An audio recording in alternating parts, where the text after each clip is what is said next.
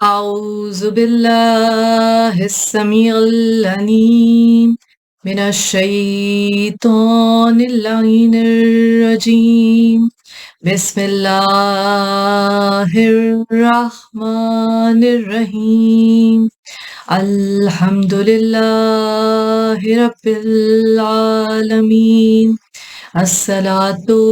والسلام على أشرف الأنبياء والمرسلين وعلى أهل بيته الطيبين الطاهرين المعصومين أما بعد فقد قال الله تعالى في كتابه المبين وهو أصدق الصادقين بسم الله الرحمن الرحيم ألف لام را تلك آيات الكتاب وقرآن مبين ربما يود الذين كفروا لو كانوا مسلمين صدق اللہ العلی العظیم۔ عزیزان گرامی، آج کی نشست میں سرنامہ کلام میں سورہ مبارکہ ہجر کی پہلی 2 آیات کی تلاوت کا شرف حاصل کیا گیا۔ الف لام را، یہ کتاب خدا اور واضح و روشن قرآن کی چند آیات ہیں۔ ایک دن وہ بھی آنے والا ہے جو لوگ کافر ہو بیٹھے ہیں اکثر دل سے چاہیں گے کہ کاش ہم بھی مسلمان ہوتے۔ عزیزان گرامی، یہ ایک مکی صورت ہے۔ اس کی 99 آیات یعنی 99 ورسز اور 6 رکوع ہیں،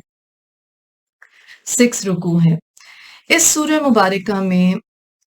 کچھ اخلاقی اور تمدنی نتیجے، قرآن کی حقیقت، موت کا وقت معین ہے، آسمان کے صنائع، حضرت آدم علیہ السلام کا قصہ، جہنم کے طبقات،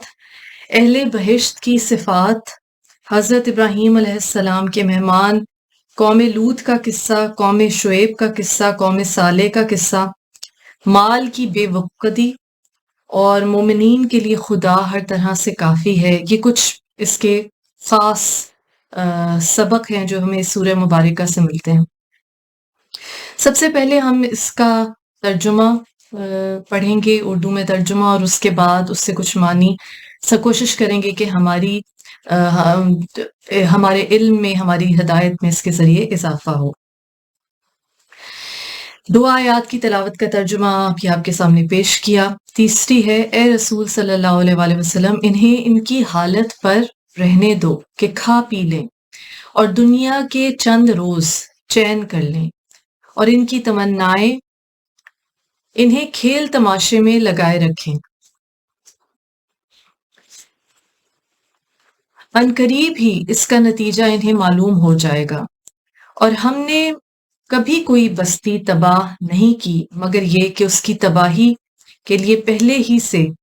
سمجھی بوجھی ہوئی میعاد مقرر لکھی ہوئی تھی۔ کوئی امت اپنے وقت سے نہ آگے بڑھ سکتی ہے نہ پیچھے ہٹ سکتی ہے۔ اے رسول، کفار مکہ تم سے کہتے ہیں کہ اے وہ شخص جس کو یہ سودا ہے کہ اس پر وحی و کتاب نازل ہوئی، تو اچھا خاصا مجنوں ہے، نعوذ باللہ، کہ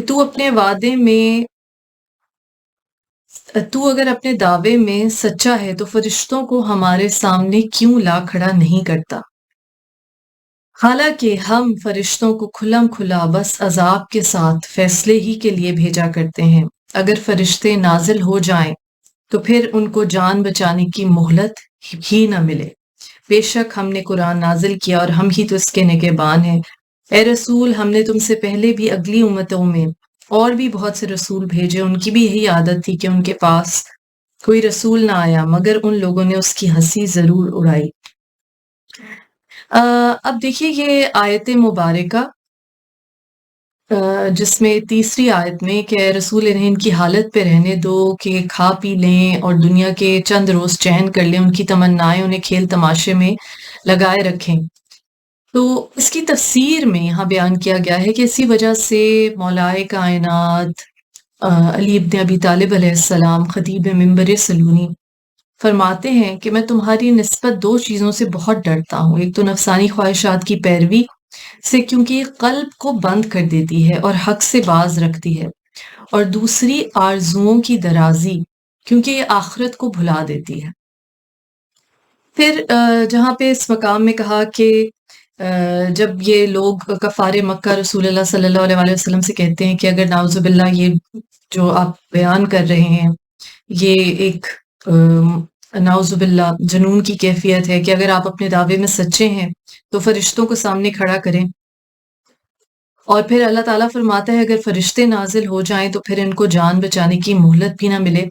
اس کا مطلب یہ ہے کہ فرشتے ایسے مواقع پر عذاب ہی لے کر آتے ہیں، اور پھر جب عذاب آ چکا تو مہلت کیسی۔ اور اس کے علاوہ وہ مقام کہ انا نحن نزلنا الذکر و انا لہ لحافظون، اس کی آیت نمبر 9 بڑی مشہور آیت ہے، بے شک ہم نے ہی قرآن کو نازل کیا، ہم ہی اس کے نگہبان ہیں۔ اس کا مطلب یہ ہے کہ ایک تو قرآن وہ موجود ہے جس کو ترجمے میں اختیار کیا گیا، تب اس کی نگہبانی کا مطلب یہ ہے کہ ہم اس کو ضائع و برباد نہ ہونے دیں گے، پس اگر تمام دنیا میں ایک نسخہ بھی قرآن مجید کا اپنی حالت پر باقی ہو تب بھی یہ کہنا صحیح ہوگا کہ وہ محفوظ ہے۔ اس کا ہرگز مطلب یہ نہیں کہ ہم اس میں کوئی کسی قسم کا تغیر و تبدل نہیں کر سکتا، کیونکہ یہ ظاہر ہے کہ اس زمانے تک قرآن مجید میں کیا کیا تغیرات ہو گئے، کم از کم ہمیں یہ تو پتا ہے کہ جو شان نزول ہے اور شان ترتیب ہے وہ فرق ہے۔ اور اس سے بھی بڑھ کر عزیزان گرامی کے جو انٹرپریٹیشن ہے، جو مطلب ہے، جو معنی ہے، جو تفسیر ہے قرآن کی، لوگوں نے اپنے مقاصد کے لیے مس یوز کیا، ترتیب بالکل بدل دی گئی، اور یہ مطلب بھی نہیں کہ ہر فرد کو محفوظ رکھیں گے،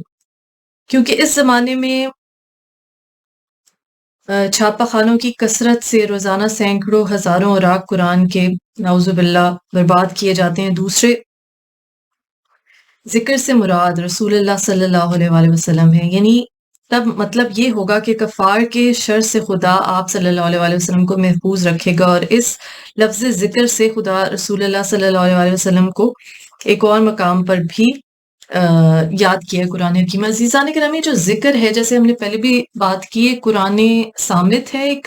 جو خاموش قرآن حکیم، اور پھر قرآن ناطق ہے۔ اللہ تعالیٰ نے ہمارے ہادی بھیجے جو ہمیں اس قرآن کا صحیح معنی اور اس علم کی صحیح جو تفسیر ہے، جو تعلیم ہے، جو اس کو کس طرح سے عملی جامہ پہنانا ہے۔ جیسے ہمارے پانچویں امام باقر العلوم علیہ السلام فرماتے ہیں کہ مغرب اور مشرق سے جو بھی علم ہو، جب تک ہم اہل بیت علیہ السلام سے نہیں ہوگا وہ صحیح نہیں ہوگا۔ اور رسول اللہ صلی اللہ علیہ وآلہ وسلم نے فرمایا تمہارے میں دو چیزیں چھوڑے جا رہا ہوں، قرآن اور میری اطرت، میرے اہل بیت علیہ السلام، اور یہ ایک دوسرے سے جدا جدا نہیں ہے۔ مولا کائنات مولا علی علیہ السلام فرماتے میں ہی وہ ذکر ہوں جس سے لوگ منحرف ہو گئے۔ تو جب پروردگار عالم نے اس ذکر کی حفاظت کی ہے تو ہمارے سامنے کربلا کی مثال موجود ہے، ہمارے سامنے تمام ائمہ طاہرین علیہ السلام کی مثال موجود ہے کہ کس طرح دنیاوی اقتدار کے لالچ میں مذہب کو دنیا کے حصول کے لیے استعمال کرنے والے ان جابر فاسق حکمرانوں نے کئی موقعوں پر، یزید کی مثال ہمارے سامنے، معاویہ کی مثال سامنے، یزید کی مثال سامنے، اور اس کے بعد ائمہ طاہرین علیہ السلام کو شہید کرنے والے، ظلم و جبر کرنے والے بہت سے فاسق اور جابر حکمران جو غصب کر کے، جنہوں نے غاصب ہوئے اقتدار کی کرسی پر، ہمارے سامنے ہیں۔ کس طرح سے انہوں نے اللہ تعالیٰ کے اس کلام کو، اس کے مطلب کو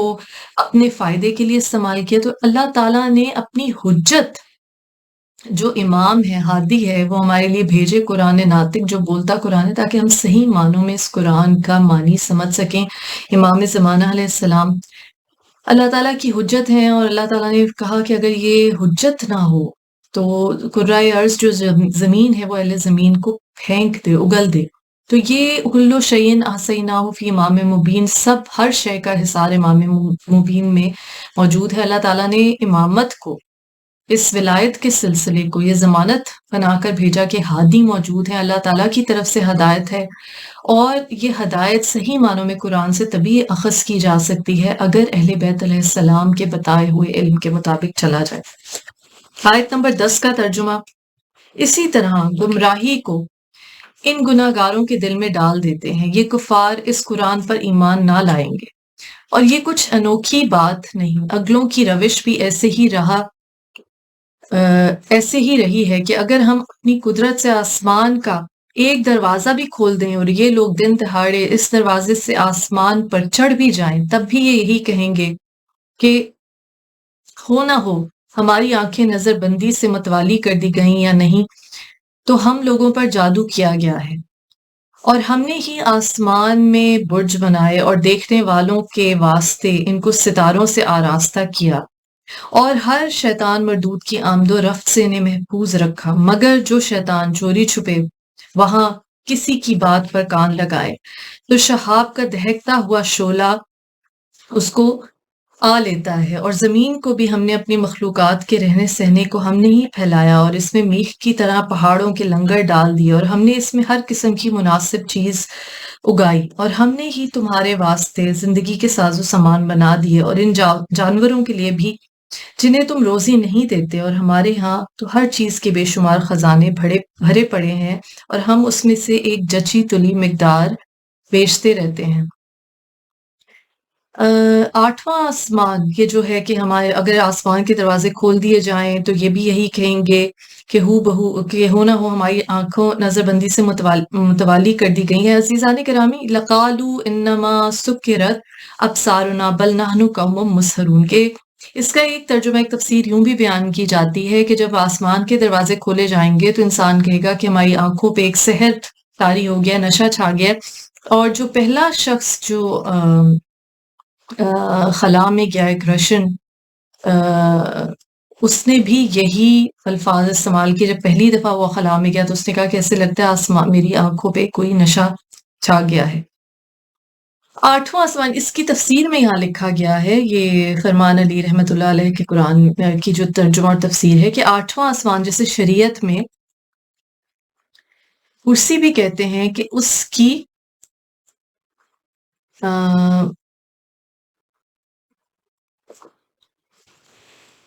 کاشوں کے سے 12 ٹکڑے برابر ہیں، ان کو برج کہتے ہیں، اور ان 12 برجوں کو جس طرح یہ جو زوڈیک سائنس جو کہا جاتا ہے آج کل، اور ان کے نام یہاں بیان کیے گئے ہیں کہ ان میں سے ہر ایک میں آفتاب تو ایک مہینہ رہتا ہے، اور ماہتاب ایک ہی مہینے میں سب برجوں کو طے کرتا، ہر برج میں 2.5 دن رہتا ہے۔ اس کے بعد یہ جو شہاب، شیطانوں کا ذکر ہے کہ شیطان جب آسمان کی طرف جانے کی کوشش کرتے ہیں تو شہاب اس آگ کے بنیاد کے گھیر لیتے ہیں، تو جب رات کو کوئی ستارہ ٹوٹتا ہوا دکھائی دیتا ہے اسے شہاب کہتے ہیں۔ خدائی نظام یوں واقع ہوا ہے کہ پہلے انتظام دنیا کے متعلق خدا کے جو احکام فرشتوں کے حوالے ہوتے تو شیاطین جن کی آمد و رفت ہر آسمان پر بھی تھی، ان باتوں کو سن کر کاہنوں سے بیان کرتے تھے، اور وہ لوگ پیش گوئیوں کے طور پہ دوسرے لوگوں سے بیان کرتے۔ حضرت عیسیٰ کے آسمان پر جانے کے بعد شیاطین کی آمد و رفت چوتھے آسمان تک بند کر دی گئی، اور جب حضرت رسول خدا صلی اللہ علیہ وآلہ وسلم کی دنیا میں ظاہری ولادت ظہور ہوا تو کل آسمانوں سے شیاطین کی آمد و رفت کو منقطع کر دیا گیا، مگر پھر بھی آسمان کے قریب جاتے اور کچھ باتیں چوری چھپے سن لیتے تو ان کی تنبیہ کے لیے شہاب پھینکا جاتا اور یہ لوگ مار بھگا دیے جاتے۔ یہ باتیں اگرچہ نئے خیالات رکھنے والوں کے لیے مزہ کا باعث ہوں، مگر سچ یہ ہے کہ یہ باتیں انسان کی معمولی عقل سے باہر ہیں، اور ہم کو ان میں زیادہ کاوش کی ضرورت نہیں۔ جب خدا نے بیان کر دیا تو ہمیں مسلمان ہونے کی حیثیت سے مان لینا چاہیے۔ اور 21ویں آیت کا ترجمہ کہ ہمارے ہاں ہر چیز کے بے شمار خزانے بھرے پڑے ہیں، اور ہم اس میں سے ایک جچی تلی مقدار بھیجتے رہتے ہیں، اور ہم نے ہی وہ ہوائیں بھیجی جو بادلوں کو پانی سے بھرے ہوئے ہیں۔ زمین کا 3/4 حصہ تو تہہ آب ہے جسے سمندر کہتے ہیں، اور 1/4 پانی اوپر، اسی وجہ سے اس کا نام ربا مسکون ہے، آفتاب کی گرمی سے سمندر اور ہر گیلی چیز سے بھاپ اٹھتی ہے جو ایواپوریشن کا میکانزم ہے، اور اوپر جا کر بھاپ بن کر سردی سے منجمد ہو کر ابر کی صورت میں دکھائی دیتی ہے۔ پھر جب اس میں زیادہ ٹھنڈک پہنچنے سے نچوڑ کی کیفیت پیدا ہوتی ہے تو پانی بن جاتا ہے، اور ہوا ہی بھاپ کو اوپر لے جاتی ہے اور اڑائے پھرتی ہے، جس کی وجہ سے فرما دیا کہ ہوا ہی بادلوں کو پانی سے بھرے ہوئے ہیں اور ہم نے آسمان سے پانی برسایا۔ پھر ہم نے تم لوگوں کو وہ پانی پلایا اور تم لوگوں نے تو کچھ اس کو جمع کر کے نہیں رکھا تھا، اور اس میں شک نہیں کہ ہم ہی لوگوں کو جلاتے ہیں اور ہم ہی مار ڈالتے ہیں اور ہم ہی سب کے والی وارث ہیں، اور بے شک ہم نے تم میں سے ان لوگوں کو بھی اچھی طرح سمجھ لیا جو پہلے ہو گزرے، اور ہم نے ان کو بھی جان لیا جو بعد کو آنے والے ہیں، اور اس میں شک نہیں کہ تیرا پروردگار وہی ہے جو ان سب کو قیامت میں قبروں سے اٹھائے گا، بے شک وہ حکمت کا والا واقف کار ہے۔ بے شک ہم نے آدمی کو خمیر دی ہوئی مٹی سے جو سوکھ کر کھنک کر بولنے لگے پیدا کیا، اور ہم ہی نے جنات کو آدمی سے بھی پہلے بے دھوئیں کی تیز آگ سے پیدا کیا۔ اور اے رسول وہ وقت یاد کرو کہ جب تمہارے پروردگار نے فرشتوں سے کہا کہ میں ایک آدمی کو خمیر دی ہوئی مٹی سے جو سوکھ کر کھنک کر بولنے لگے پیدا کرنے والا ہوں، تو جس وقت میں اس کو ہر طرح سے درست کر چکوں اور اس میں اپنی طرف سے روح پھونک دوں تو سب کے سب سجدے میں گر جانا۔ فَإِذَا سَوَّيْتُهُ وَنَفَخْتُ فِيهِ مِن رُوحِي فَقَعُوا لَهُ سَاجِدِينَ۔ اور غرض فرشتے تو سب کے سب سربسجود ہو گئے الا ابلیس، مگر ابلیس ملعون کے، کہ اس نے سجدہ کرنے والوں کے ساتھ شامل ہونے سے انکار کیا۔ سوائے ابلیس کے اس نے سجدہ کرنے والوں کے ساتھ شامل ہونے سے انکار کیا۔ اس پر خدا نے فرمایا، اور شیطان آخر تجھے کیا ہوا کہ تو سجدہ کرنے والوں کے ساتھ شامل نہ ہوا؟ تو وہ جھٹائی سے کہنے لگا کہ میں ایسا گیا گزرا تو ہوں نہیں کہ ایک ایسے آدمی کو سجدہ کر بیٹھوں جسے تو نے کھنکتی ہوئی بولنے والی مٹی سے پیدا کیا۔ تو خدا نے فرمایا نہیں، تو بہشت سے نکل جا، کالا فخرج منہا فإنک رجیم، کہ بے شک دور ہو جا، کہ بے شک تو مردود ہے، اور یقیناً تجھ پر روز جزا تک پھٹکار برسا کرے گی۔ شیطان نے کہا اے میرے پروردگار، خیر تو مجھے اس دن تک کی مہلت دے کہ جب کہ لوگ دوبارہ زندہ کر کے اٹھائے جائیں گے۔ خدا نے فرمایا وقت مقرر کے دن تک تجھے مہلت دی گئی۔ شیطان نے کہا اے میرے پروردگار، چونکہ تو نے مجھے رستے سے الگ کیا، کیا میں بھی ان کے لیے دنیا میں ساز و سامان کو عمدہ کر دکھاؤں گا اور ان سب کو ضرور بہکاؤں گا، مگر ان میں سے تیرے خاص کھرے بندے الا عبادک منہم المخلصین، کہ وہ میرے بہکاوے میں نہیں آئیں گے۔ خدا نے فرمایا کہ یہی قال ھذا صراط علیہ مستقیم، کہ یہی راہ سیدھی ہے، صراط مستقیم ہے کہ مجھ تک پہنچتی ہے۔ جو میرے مخلص بندے ہیں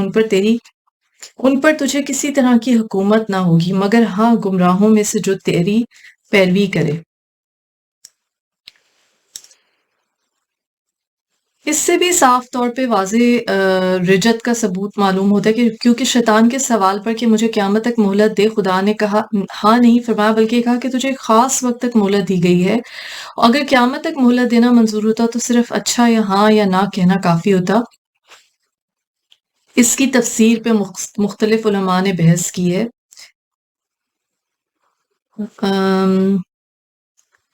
عزیزان گرامی، یہ جو واقعہ ہے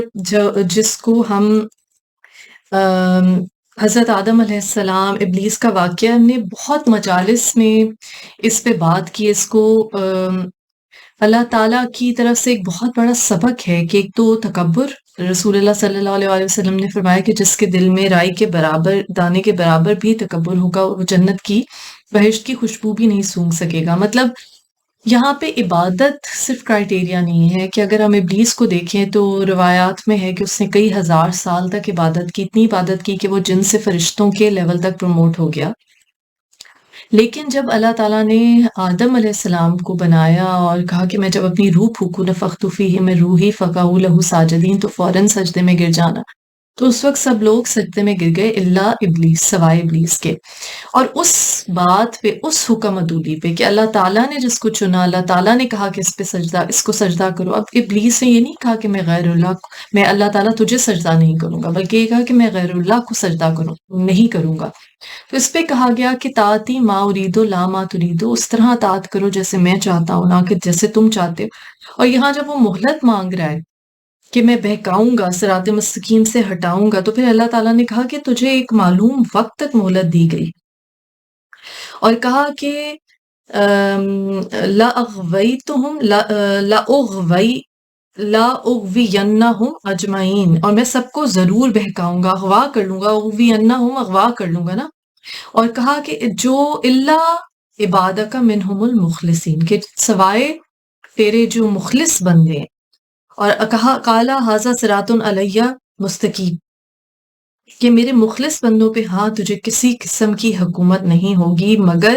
ہاں گمراہوں میں سے جو تیری پیروی کرے اس پر تیرا زور چل جائے گا۔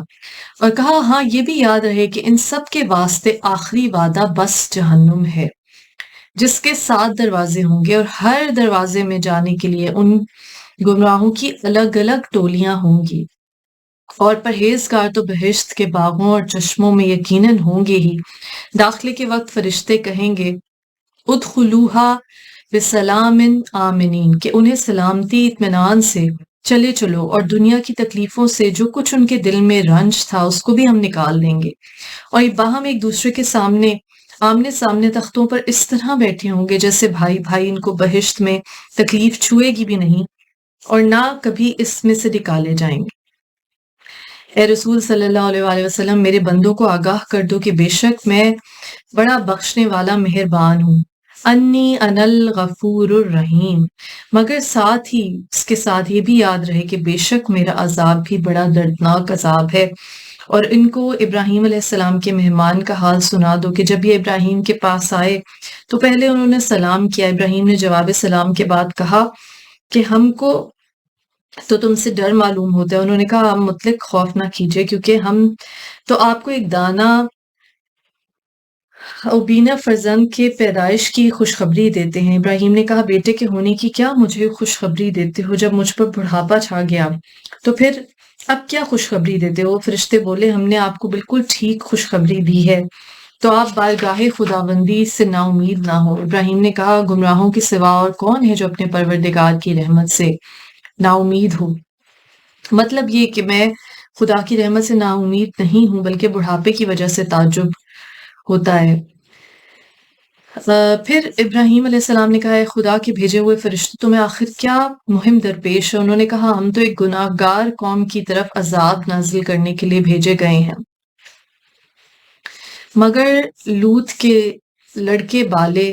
کہ ہم ان سب کو ضرور بچا لیں گے، مگر ان کی بیوی جسے ہم نے طاق لیا ہے کہ وہ ضرور اپنے لڑکے بالوں کے پیچھے عذاب میں جائیں گی۔ غرض جب خدا کے بھیجے فرشتے لوط کے ہاں پہنچ کے بال بچوں کے پاس آئے تو لوط نے کہا کہ تم تو کچھ اجنبی لوگ معلوم ہوتے ہو۔ فرشتوں نے کہا نہیں، بلکہ ہم تو آپ کے پاس وہ عذاب لے کر آئے ہیں جس کے بارے میں آپ کی قوم کے لوگ شک رکھتے تھے کہ آئے نہ آئے۔ ہم آپ کے پاس عذاب کا قطعی حکم لے کر آئے ہیں اور ہم بالکل سچ کہتے ہیں، بس تو آپ کچھ رات رہے اپنے لڑکے بالوں کو لے کر نکل جائیے اور آپ سب کے پیچھے رہیے گا، اور ان لوگوں میں سے کوئی مڑ کے پیچھے نہ دیکھے، اور جدھر جانے کا حکم دیا گیا ہے اس میں لکھا ہوا ہے کہ شام کا تھا، ادھر سیدھے چلے جاؤ۔ اور ہم نے لوط کے پاس سے ثمر کا قطعی فیصلہ کہلا بھیجا کہ صبح ہوتے ہوتے ان لوگوں کی جڑ کاٹ دی جائے گی۔ اور یہ باتیں ہو ہی رہی تھی کہ شہر کے لوگ مہمانوں کی خبر سن کر بری نیت سے خوشیاں مناتے ہوئے آ پہنچے کہ لوط نے انہیں کہا حضرت لوط علیہ السلام نے کہا یہ لوگ میرے مہمان ہیں، تم انہیں ستا کر مجھے رسوا اور بدنام نہ کرو، اور خدا سے ڈرو، مجھے ذلیل نہ کرو۔ وہ لوگ کہنے لگے کیوں جی، ہم نے تم کو سارے جہان کے لوگوں کے آنے کی مناہی نہیں کر دی تھی؟ لوط علیہ السلام نے کہا کہ تم لوگوں کو اگر ایسا ہی کرنا ہے تو میری قوم کی جو بیٹیاں موجود ہیں ان سے نکاح کر لو، اے رسول، تمہاری جان کی قسم، یہ لوگ قوم لوط اپنی مستی میں مدہوش ہو رہے تھے تو کس طرح سے حضرت لوط علیہ السلام کی سنتے. غرض سورج نکلتے نکلتے ان کو بڑے زور کی چنگھاڑ نے لے ڈالا. پھر ہم نے اس بستی کو الٹ کر اس کے اوپر کے طبقے کو اس کے نیچے کا طبقہ بنا دیا اور اس کے اوپر ان پر پتھر برسا دیے. بے شک ہمیں اس میں شک نہیں کہ اس میں اصلی بات کے تار جانے والوں کے لیے قدرت خدا کی بہت سی نشانیاں ہیں، اور وہ الٹی ہوئی بستی ہمیشہ کی آمد و رفت کے راستے پر ہے. اس میں تو شک ہی نہیں کہ اس میں ایمانداروں کے واسطے قدرت کی بہت بڑی نشانی ہے. اور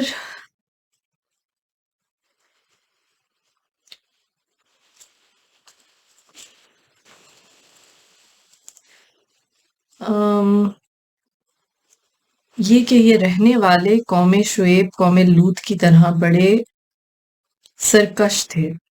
تو ان سے بھی ہم نے نافرمانی کا بدلہ لیا. یہ ایکا ایک جگہ ہے، ایکا کے رہنے والے، ایکا لکھا ہوا ہے. ایکا کے معنی ہے کہ یہ لوگ مدین یا مدین میں رہتے تھے، اور چونکہ ان کے قریب ایک بہت بڑا بند تھا، اس کی وجہ سے بند والے بھی کہلاتے تھے. اور ان کی شرارت پر حضرت شعیب ہدایت کے لیے بھیجے گئے، اور ان کا تفصیلی قصہ سورہ آراف میں موجود ہے. تو کہا کہ ایکا کے رہنے والے قوم شعیب قوم لوط کی طرح بڑے سرکش تھے، تو ان سے بھی ہم نے نافرمانی کا بدلہ لیا. اور یہ دو بستیاں قوم لوط اور قوم شعیب کی ایک کھلی ہوئی شاہراہ ابھی تک موجود ہیں. قوم شعیب کی بستی مدین یا مدین اور قوم لوط کی بستیاں سدوم وغیرہ سب آس پاس عرب سے شام کو جاتے ہوئے سر راہ اب بھی دکھائی دیتی ہیں،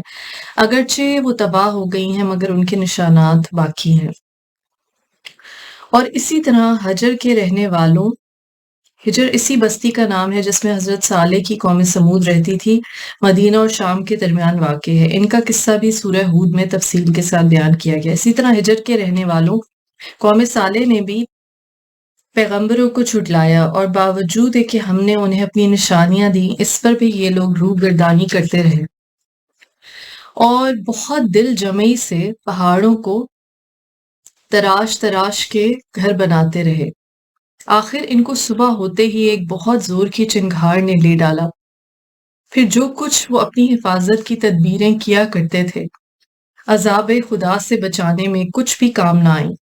اور ہم نے آسمانوں اور زمین کو اور جو کچھ ان دونوں کے درمیان میں ہے حکمت و مصلحت سے پیدا کیا، اور قیامت یقیناً ضرور آنے والی ہے. تو تم اے رسول صلی اللہ علیہ وآلہ وسلم ان کافروں سے شائستہ عنوان کے ساتھ درگزر کرو. اس میں شک نہیں کہ تمہارا پروردگار بڑا پیدا کرنے والا، بڑا دانا و بینا ہے. اور ہم نے تم کو سبع مثانی، سورہ حمد اور قرآن عظیم عطا کیا ہے. سبع مثانی سورہ حمد کا نام ہے. سبع اس وجہ سے کہتے ہیں کہ اس کی بسم اللہ سمیت 7 آیت ہیں، اور مثانی اس وجہ سے کہ یہ 2 مرتبہ، ایک مرتبہ مکہ معظمہ اور ایک دفعہ مدینہ میں نازل ہوئی، اور اس وجہ سے ہر نماز میں 2 مرتبہ پڑھی جاتی ہے. سورہ حمد کی فضیلت کے لیے ہی کافی ہے کہ خدا نے اسے قرآن کے مقابل قرار دیا ہے. اور بعض کا قول ہے کہ سبع مثانی سے قرآن کے 7 بڑے بڑے سورہ مراد ہیں: سورہ بقرہ، آل عمران، نساء، سورہ مائدہ، سورہ انعام، سورہ اعراف، سورہ انفال، واللہ اعلم. تو آیت نمبر 85 کا ترجمہ: اور ہم نے آپ کو سبع مثانی سورہ اور قرآن عظیم عطا کیا، اور ہم نے جو ان کفار میں سے کچھ لوگوں کو دنیا کی مال و دولت سے نہال کر دیا، تو تم ان کی طرف ہرگز نظر بھی نہ اٹھانا اور نہ ان کی بے دینی پر کچھ افسوس کرنا. ایمانداروں میں سے اگرچہ غریب بھی ہوں، جھک کر ملا کرو.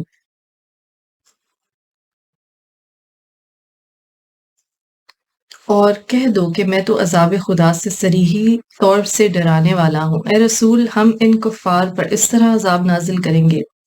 جس طرح ہم نے ان لوگوں پر نازل کیا جنہوں نے قرآن کو بانٹ کر ٹکڑے ٹکڑے کر ڈالا۔ ان سے یہود و نصارہ مراد ہیں قرآن کے مطالب کو جو ان کتابوں کے